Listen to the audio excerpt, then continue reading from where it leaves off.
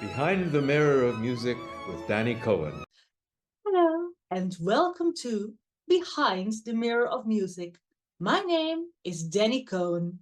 This week's guest is Frank D'Ambrosio. Frank D'Ambrosio has performed the title role in Andrew Lloyd Webber's The Phantom of the Opera more than 2,000 times, earning him the nickname the Iron Man of the Mask. Next to his time on Phantom, Frank has starred in many musicals, movies, TV shows and operas, including Copacabana, The Godfather and Sweeney Todd, as well as touring successfully in his own one-man shows, including a tribute to Andrew Lloyd Webber, Frank D'Ambrosio's Broadway, Frank D'Ambrosio's Hollywood and I'll Be Seeing You's, a Bronx boys musical perspective of World War II. He is also a beloved concert performer and the founder of the quartet, the Four Phantoms. I hope you will enjoy the show. Hello, Hello, how are you? I'm good. How are you? Good, thank you. What are you doing right now in your life and career? My life and my career. I'm on tour with a show called The Four Phantoms in Concert, where they have I started the company and the tour, and we have been traveling with for some of the, as far as my opinion, some of the best phantoms that have played the role. Of course, every one of us who have played the role has made its own unique and very distinctive mark. They're bringing their own interpretation and, of course, their own vocal styles and qualities to the role. So I brought together four of the guys, and we've been on tour right now in the United States for quite a while now, and I'm very, very happy and proud of the show. I also spend a tremendous amount of time when I'm not with the guys singing a lot of my own solo concerts. I sing a number of solo concerts around the country and Europe, and also another thing that I've been doing is I started a opera vocal academy in Lucca, it's the hometown of Puccini, the great composer of, La Boheme and Madame Butterfly and so forth and so on. I started that about 12 years ago, and it's a summer academy where we bring American students to Italy to study for the entire summer. It's a place. The tagline is where we train the next great generation of American opera singers. So I'm very proud of that as well. So those are the things that pretty much will keep me busy. It all sounds wonderful. So many amazing projects, and that you're training people is also so very important. I think it's super important because there are a lot of very, very wonderful voice teachers out there. But I think it's also really important to give the students the perspective of what it's like to be doing an 8-show week like we do on Broadway and national tours, and what it feels like when you're vocally a little under the weather, and how one manages their voice, how one manages their nerves, how much one learns how to give, and then also not give so much at times in order to make sure that you have that excuse me, that 8-show a week in you to really know your voice like no one else. So You in your early years received training from Pavarotti, I read. yeah. So Is yeah, there, after you. Mm. yeah, is there anything that you've taken from him that you teach your students? Oh, everything. I one of the it's interesting. One of one of the things, well, of course, everything that he taught me, I bring to the students, most certainly. Um, uh, be- discussion of vocal technique, number one, and number two, the type of music that your voice is truly ready to sing. When it's not ready to sing those particular things, and make sure you don't have a student sing on their print on their potential. Those are, make sure you're giving them the healthy material in order to sing, so because they're still learning, their vocal cords are still, and their whole apparatus is still growing, and it will grow for the rest of their lives. So did that, and also some of the life experiences that he shared with me. um you know he had early on, he had told me that there was a point where he was having some vocal trouble, and he and his wife Adwa went down to Rome to see the best doctors in Rome for his voice, and they said he needed to be quiet for 2 weeks. And if after 2 weeks he'd be able to sing again. And he said that during that 2 week period, that he and his wife decided that if he couldn't sing after those 2 weeks for whatever reason, that he would seriously consider doing another career. So so I thought that was quite interesting, that even someone with one of the greatest voices, if arguably the greatest voice out there, that even they go through some vocal challenges in their youth. And it's very important, and for us to let our students know, you may run into this occasionally in your career, and don't feel bad. It happens to the best of us. How did you fall in love with music and acting and theater? Oh, good question. I think almost I think almost every single actor knows the moment that they got bit by the bug, as it were, you know. Um, I was, for me, it was, I went to go see my cousin in a fourth grade play of Pippin. And it was a fourth grade play. It was, an elementary school play at a Catholic elementary school in New York. It was actually on Long Island. And I remember going and seeing this and saying, this is like another world. It was like so wondrous. And I remember at the very, very end, um, all the students walking down this, and it was done in the church too. I don't think it was done at the theater, it was done in the church, I think.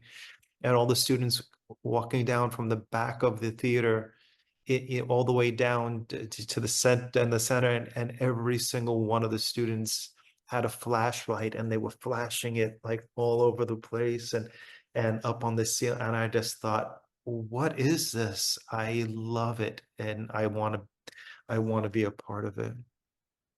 So wonderful. Was it easy for you to start in this career with your family? Did he agree? My family, I grew up in a family of Italian bakers in New York. And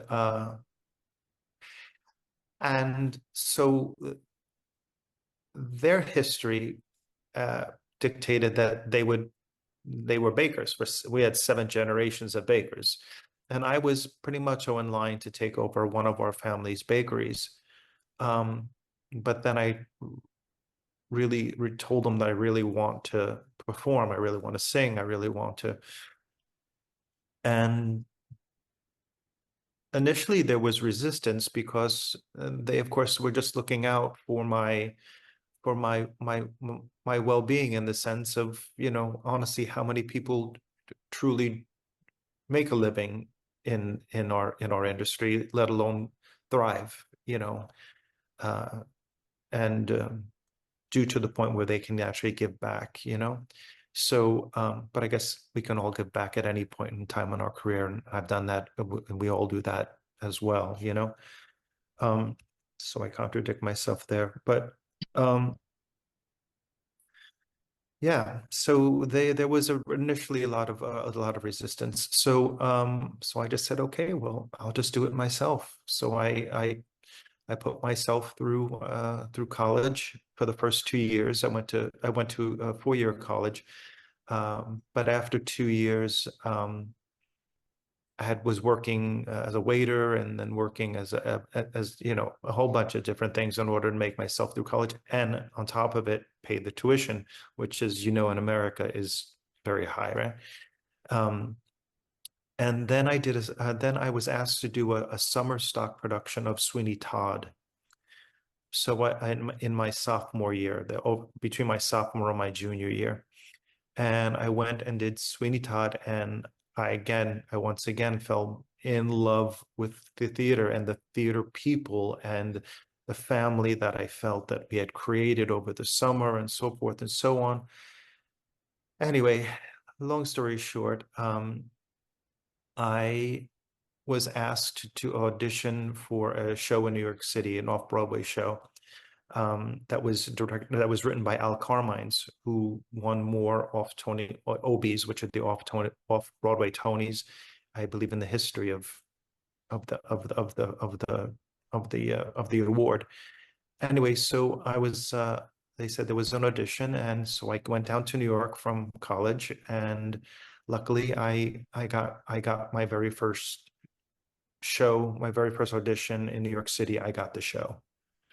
So, and so that was very good. And then that got me to move right down to Manhattan and to do that. And then I went, but just because you got your first show, it doesn't means you still have to fight for your second, your third, your fourth, and your 10th and your 100th. So, I worked for quite a while. And then after about 2 years of working in New York, I decided I had missed my academic experience, and I decided I was going to move to Italy, and I was going to study opera there.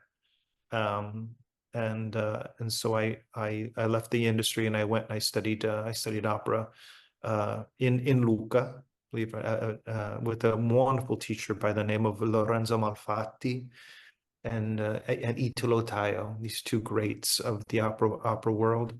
And then after that, I came back, and there was a first audition after I got back was for Kismet in New York, and I auditioned for it and I got it. And that's where I found my agent, and that's where things started taking off for me. Yeah. You also starred in The Godfather at some Mhm. point. What was the experience like for you, and how did you get the role? Sure. So it was Godfather 3, the third trilogy. And Francis Ford Coppola, the director, said that he wanted to find an actor who can actually sing, because the character, let me digress a little bit. The character that I played was Anthony Corleone, the son of Al Pacino. And the character is that he does not want to go into the family business as a lawyer. He was being trained as a lawyer. The family's more legitimate now. He needs lawyers and X, Y, and Z. And I say to him, I want nothing to do with your business. I have bad memories, and I'm going to be a singer. So the character is set up to be a singer. So Francis Coppola wanted someone who could actually act the role on film and actually sing the role. He didn't want to have a Hollywood star act and have me sing it, or have another singer sing all all the opera scenes, and of course the Academy Award winning theme song that I sang in the movie. Um, and So I always say this, it's the one and the only time I'll ever beat Tom Cruise out for a role. And and I'm like, because I guess apparently every A-list actor in LA clearly wanted the role. So, but I don't think we have to worry about Tom Cruise. I think he's done fine for himself. So yeah. So anyway, I was performing in Sweeney Todd on Broadway this time in the first revival, when I started getting the auditions for Godfather. And so I started, I had 10 auditions, literally 10 auditions over, and two screen tests. And Paramount Pictures sent 5 talent scouts on a 2-year search to find my role. They did one in that international search, and they did 2 national searches, national America searches for the person who was going to get the role, because apparently it was quite difficult for them to find an actor who was the right age and who could sing the material that Francis wanted me to sing, which is Cavalleria. He sang all the stuff from the Cavalleria Rusticana. Oh, yes. And then of course be able to sing the Sicilian dialect, which is what I did with for the Speak Softly Love, the Academy Award song. So yeah, so I was in Sweeney Todd, and then finally, after all of those auditions, it was on a Friday. I got a phone call from my agent, and he said, "You got the role." He said, it was on Friday. He said, "Be in Rome on Monday." And I said, "I'm in Sweeney Todd on Broadway." Why? So, and it's the weekend. And so it's about coming into the weekend, and a 5-show weekend that we had.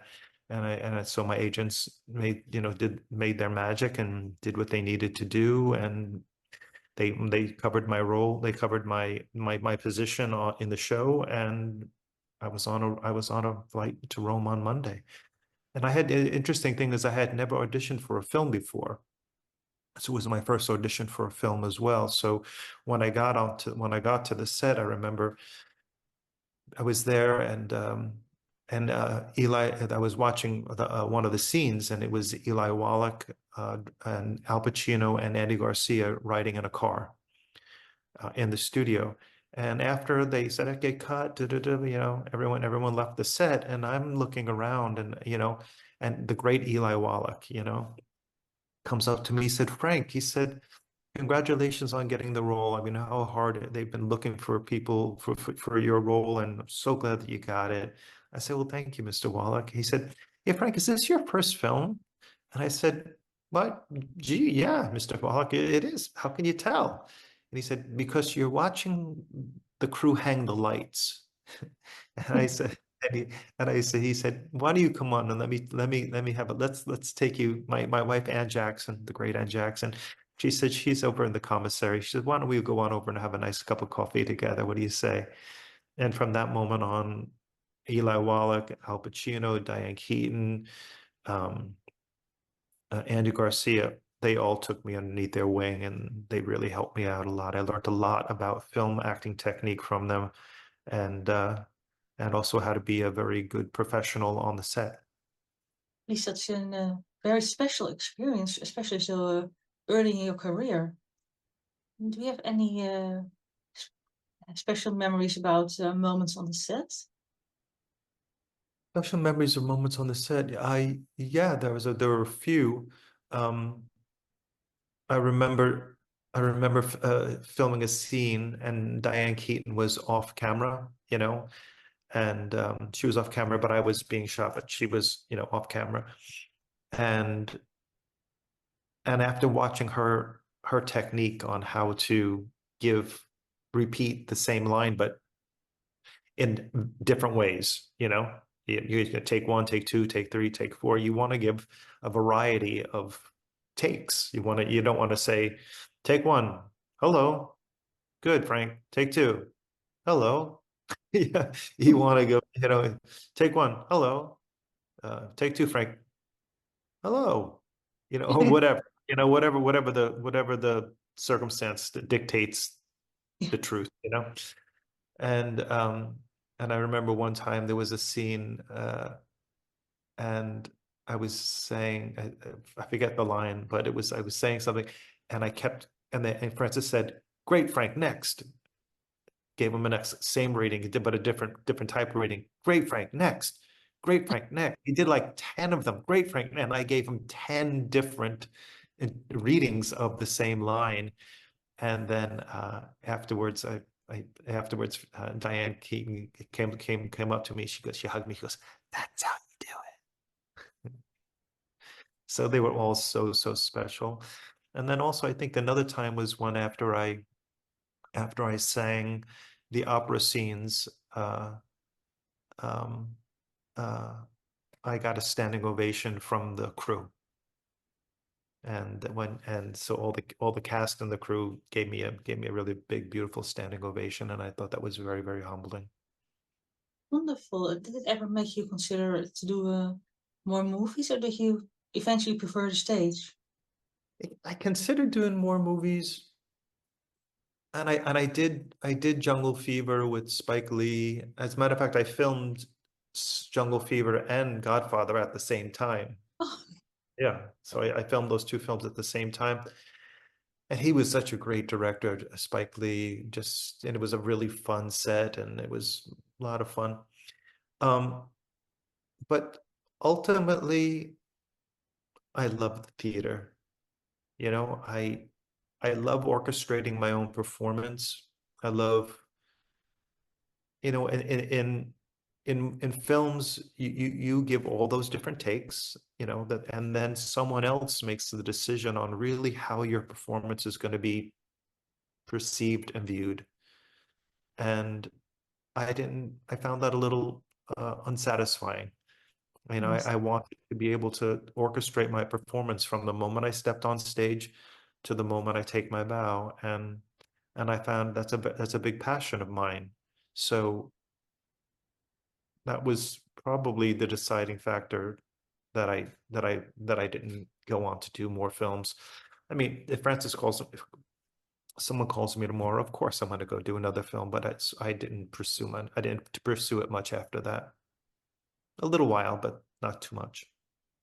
You were one of the world's longest running Phantoms in Phantom of the Opera.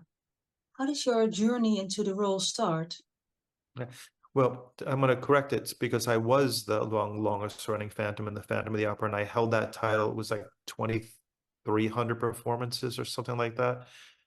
A little under that. I think, I don't know, really stopped counting and forgot already. Um, but I held that title for over a decade. But I believe Howard McGillen, the great Howard McGillen, I think he surpassed me. And people say, "Well, how do you feel about being surpassed for the role of blah blah blah?" I'm like, look, if he surpassed me, he deserves that accolade. This is hard. 8 shows a week. Yes. It's hard to do. So I was like, no, it's good for him. I'm happy. So and I'm sorry, what was the other part of your question? How did your journey into the role start? How did you come into the show? How did I come into the show? I was auditioning for Miss Saigon on Broadway. Um, and of course, the same producers, Cameron McIntosh, and same musical director, David Caddick, did both Miss Saigon and Phantom of the Opera, right? Excuse me. So it was my final performance. So it was my final callback, and it was I forget what theater it was in. I think it was the St. James. I think it was what theater was it? I think it was the St. James Theater at the end that we had. Anyway, we were on stage, and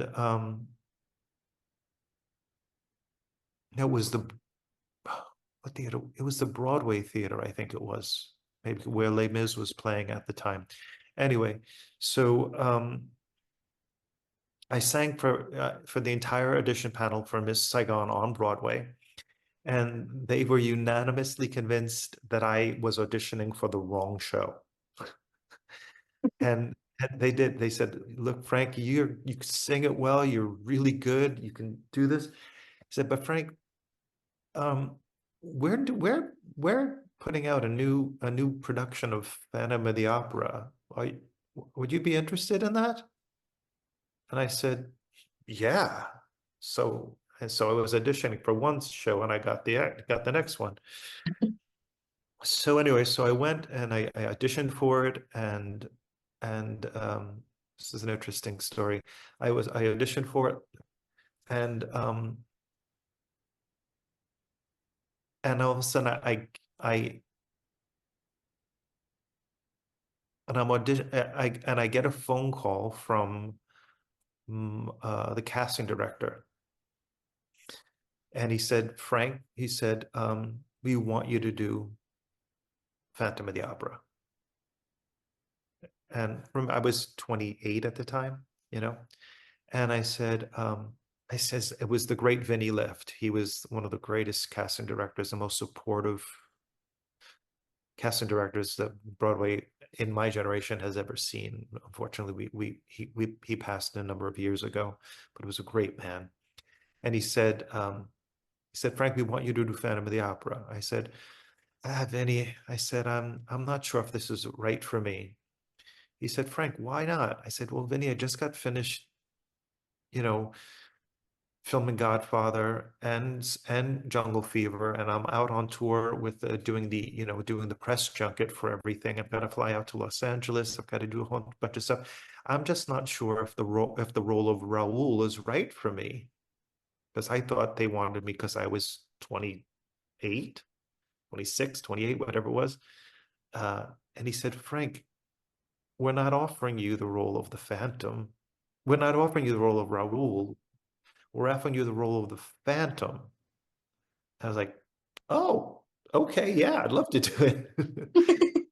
And that's how it happened. So I went right into rehearsals shortly thereafter, and I was very blessed to work with the original director, of course, Mr. Hal Prince. Yes. He directed me in the role, and also David Caddick, of course, who's the musical supervisor, who of course was with it from the very beginning and actually taught Michael Crawford the role.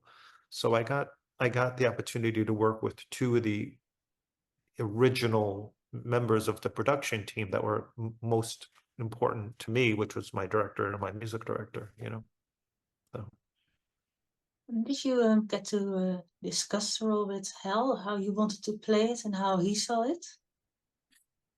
Hal Prince gave us a lot of leeway on how on our interpretation. There was of course certain marks that you had to hit every single night, which of course, turn your face away from the garish light of, you had to do certain movements that were very iconic to the role. Help me make the music of the night, and you put your hand up to the light and things along.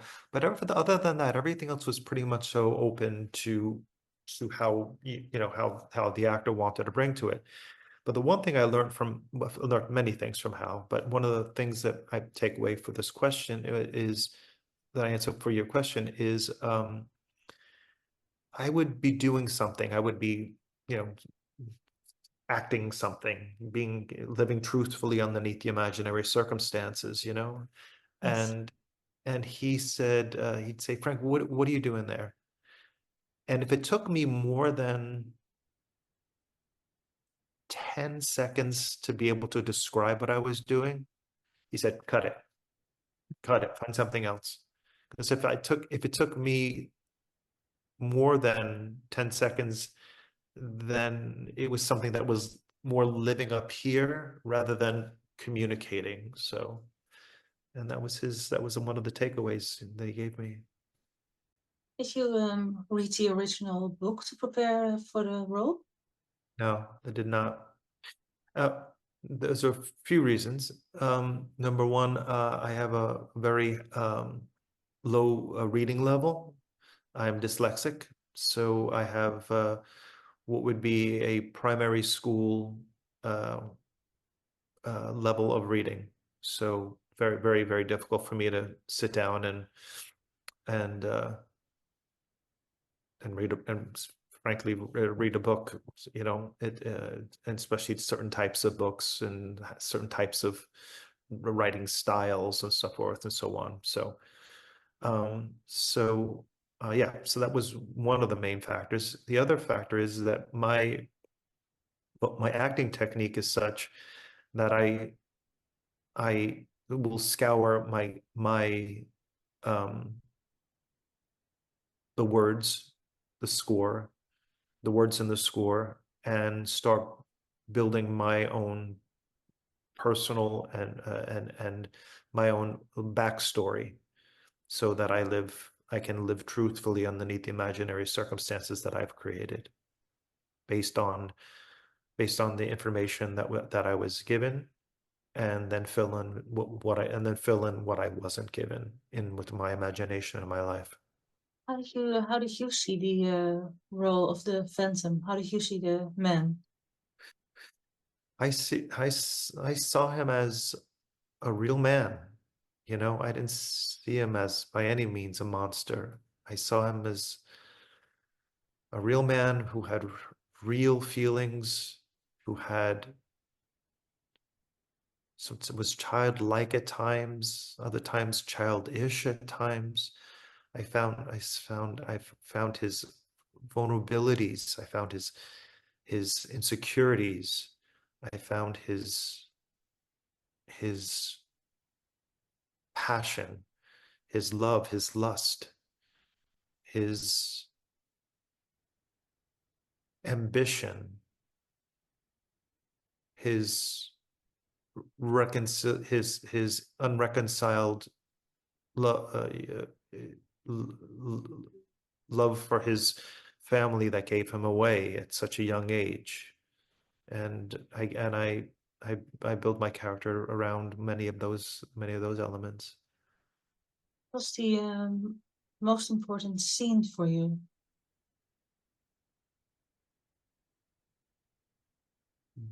That's a great question. No one has ever asked me that question. Thank you.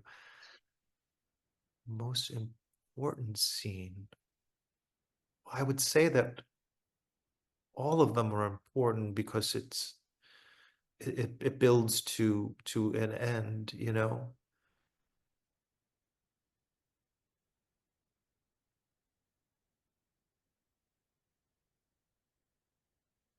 I would say when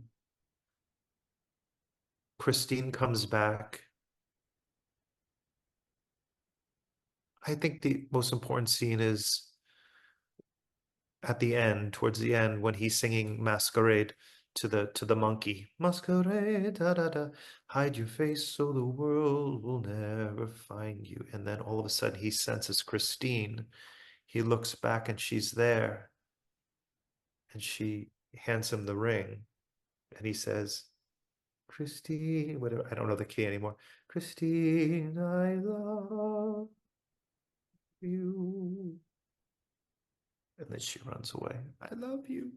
I think that was the part where he was alone in his with his memories of singing to the monkey, and then looking back and seeing, did she come back? Are you back? You didn't go away? And then representing the ring, like, here's the ring, I am going to go away. And then him finally being able to say that he loved her. It's always indeed the most emotional scene in the show because Yeah. coming back is almost cruel when he already let her go, and then for that brief hope for just a moment. Yeah, that brief hope, that just that moment, yeah, that can it be? Because I remember when she would come back and I would masquerade, you know, and I would censor, I'd come back and I would even though because I had the alopecia wig on and everything, and she'd come back and I would literally I fix my hair and I fix my tuxedo like, you're back. I don't want you to see me like this. And then she presents the ring. Yeah. It's powerful. It's a powerful piece of theater that Andrew Lloyd Webber wrote. Absolutely. And I'm very honored very proud to have played the role as I did. Did you get to meet Andrew Lloyd Webber at some point? But yeah, many times. It was funny. I've met him a number of times, but it was interesting. In America, we have a show called Access Hollywood. That's it's a TV show where it's all about Hollywood, And I worked as and when they did the film, Phantom of the Opera, Access Hollywood asked me if I would be the red carpet on air correspondent. So I was in the first position, on the red carpet, I guess. So everyone was coming in because I was the Phantom, blah blah, or I had played the Phantom, and so it was very interesting. Hey, we're here with the Mini Driver. Mini Driver, how are you today? Yeah. How do you like playing role of Carlotta? Okay, what are you wearing? Oh, you look beautiful. Great. Da, da, da, da, da.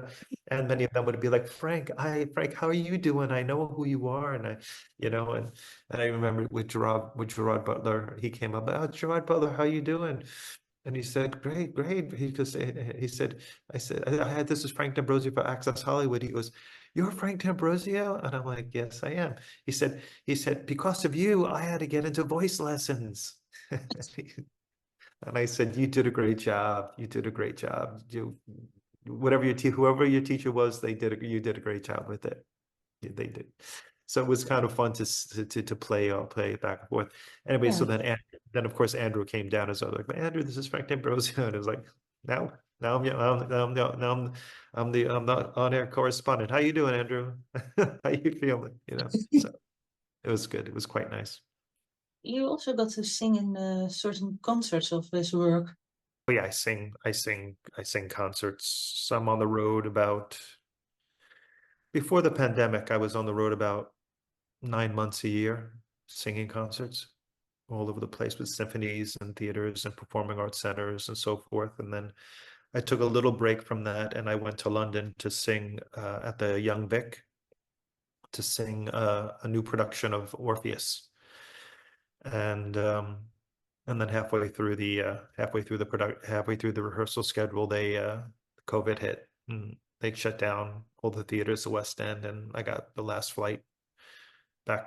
direct flight back to the United States. So It was also a strange time, especially for theater, COVID, and I believe it still hasn't truly recovered after everything.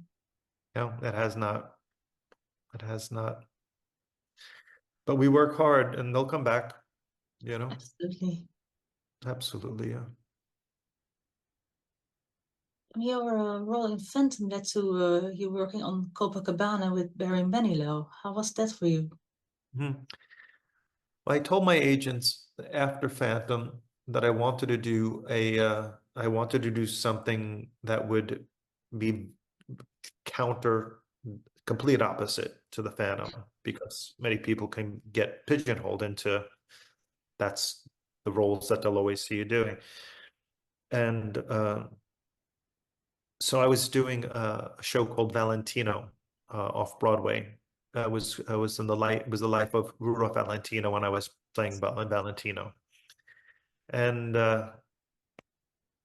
then Barry Manilow asked me to audition for Copacabana. And it had run in London for 7 years. I mean, I don't know how long, but like a long time. So Yes. when they brought it over, they wanted me to audition for it. So I went in, because I knew it was going to be a song and dance man. You had to be able to. So I would have to start dancing again, tapping, and singing songs that were very different than Phantom of the Opera, and yes, so I went in and I auditioned for it, and it was interesting. So the person who was playing the piano for the song "Who Needs to Dream When There Is You," something like that. I forget which one it was. Yeah, that was the one. They said he said Barry was like Barry didn't like how the person was playing it, and he said, Frank, do you mind if I play your audition? I'm like, you're Barry Manilow. Come on, yeah, absolutely. Come on, I've been a fan of yours. But come on, play. Come on. So he actually played the piano for my audition, and they said, congratulations, you got the role. So I toured with that show for about a year. After so many performances of Phantom, was it difficult to play new roles? No, it was as we're trained in that way to always we're trained to to be able to play different characters, different roles, different uh sometimes different accents and different genders, and I mean, yeah, we yeah, whatever. So it's part of our training. Next to those roles, what were some of your favorites over the years? Oh, Phantom for sure was my favorite, I would say, for sure, for sure. I just loved it. And I had such a wonderful cast and leading ladies. They were just, every one of them were just the best. I mean, really amazing, generous people. Um, Other roles other than Phantom and Copacabana, Kismet, Godfather. You know what? I played the role of Henrik in A Little Night Music. I played that in New York City, San Francisco, and Los Angeles. And I had the honor to work with Glynis Johns. That's wonderful. Yeah, she was playing in the production in Los Angeles. She was, of course, the original Desiree Armfeld, who sings, Send in the Clowns. But this was now many years later, and she was actually now playing the role of Hermione Gingold. Oh, yes. She played her own mother in this production. So I played Henrik, and I was dee, dee, dee, later, dee, da, da, I did the cello, and I faked the cello very well. And I faked it so well that during the dress rehearsal, um, and this was LA, right, where you've got some of the best players in the entire world. So of course the whole thing is just a cello solo. So Yes. so so what did the rest of the orchestra, who were these brilliant, they all kind of went to the edge and looked up at me as I was faking the cello to see how good I was faking it. And then after I sang it, and it's eight, and then uh, at the very, very end, after I sang the song, the entire orchestra stood up and gave, and their hands went up over their heads, and they gave me a huge ovation because of how well I faked it. And the lead bass player, the upright bass player in the orchestra, came up to me afterwards, and he said to me, Frank, how did you learn your vibrato? How did you learn that? I said, I just faked it. I just was faking it. He said, do you know how many years it took me in order to learn that vibrato? And I'm like, I just was faking it. I don't play that instrument. So Must come from your feeling for music in general, I guess, that you knew how to do that. yeah, I guess so. I looked at videos and I studied it, and I had someone film a cello player over the top of their head. So, because that's what is the position that I would be playing. And I studied her hands, and I studied the bowing and stuff like that. So, yeah. What were some of your favorite stage memories? Favorite what? Stage memories. Stage memories. Hmm. Favorite stage memories.